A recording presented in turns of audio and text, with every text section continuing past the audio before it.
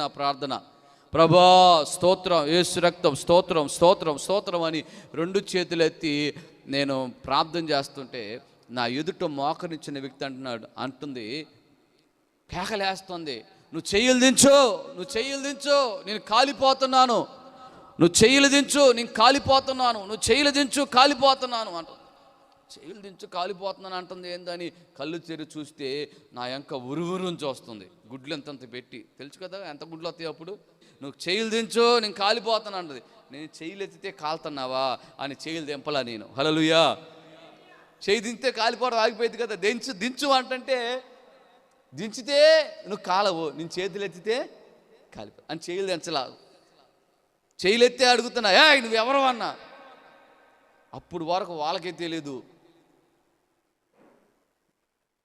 నేను పొలిమేర శక్తిని అంది. పొలిమేర శక్తి. ఒకరోజు మంచి ఎండాకాలంలో ఏదో ఊరెళ్ళొస్తున్నప్పుడు పెద్ద సుడిగాలు వచ్చిందంట. అప్పుడు భయపడిందంట. ఆ రోజు పట్టుకుందంట ఆ పొలిమేరలో. అప్పటి నుంచి వదలలేదంట. నాకు ఇష్టం, నేను తీసుకెళ్ళిపోతాను, అందుకనే ఒకసారి నుయ్యిలో తోసాను, అక్కడ తోసాను, ఇక్కడ తోసాను, అది చేసి అని చెప్పుకొస్తుంది.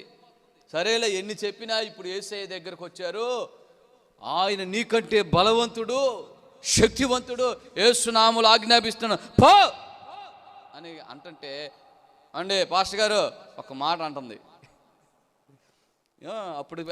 ఇప్పుడైతే అన్నీ ఏమిటి రికార్డింగ్ చేయడానికి ఫోన్లు ఉన్నాయి. అప్పుడేమున్నాయి మన దగ్గర. హల్లెలూయా. పాస్టర్ గారు ఒక మాట అంది. ఏంటి చెప్పన్నా. వెళ్ళిపోతాను కానీ పొలిమేరలో ఒక నల్ల కోడి పెట్ట, ఒక చీర, పసుపు కుంపాలు తీసుకొచ్చి దిగదుడిచి వేస్తే వెళ్ళిపోతాను అంది. ఏమి వేసిన అలాగే తీస్తా పో అని ప్రార్థన చేస్తే కింద పడి డొల్లాడి పెద్ద పెద్ద కేకలేసింది. ఆ చుట్టుపక్కల కింద ఉండవు అన్ని జనులందరూ వచ్చి చూశారు. పెద్ద పెద్ద కేకలేసి ఆ చిన్న రూములో డొల్లాడి కేకలేసి వెళ్ళిపోయింది. దేవుడు మన పక్షంగా ఉంటే హల్లెలూయా ఏదైనా భయపడిద్ది మనకు. హల్లెలూయా.